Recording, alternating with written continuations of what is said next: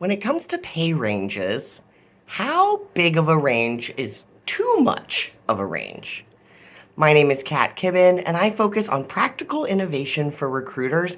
And today I want to talk a little bit about that salary range because we have 18 states that now require salary transparency and including some kind of pay information in your job postings, typically for companies with 30 or more employees. And knowing that, we're going to see more wild ranges. And what I'm referring to are those ranges where it's like 50,000 to 500,000. You're like, that's not a pay range. That's two different jobs, right? So for companies that are adding these pay ranges, what is too much? And honestly, there's not some one size fits all answer. It's not 20K or 40K or some other made up number. What it is all about is actually creating the transparency. So put that pay range on there, the realistic range of the bottom and the top based on your variables.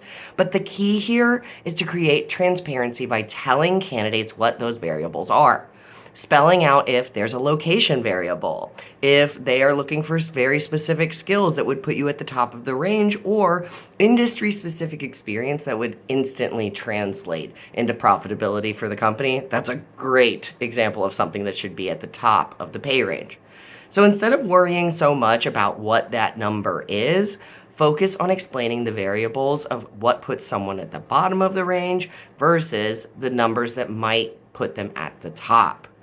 If you're interested in this topic or you live in one of those 18 states where salary transparency is now part of the law, make sure you go ahead and click that follow button so that you can get access to my pay transparency series starting next Tuesday that will teach you everything that I'm learning about salary transparency, from the laws to the how-tos and behind the scenes of how they're influencing candidate actions. We'll see you there.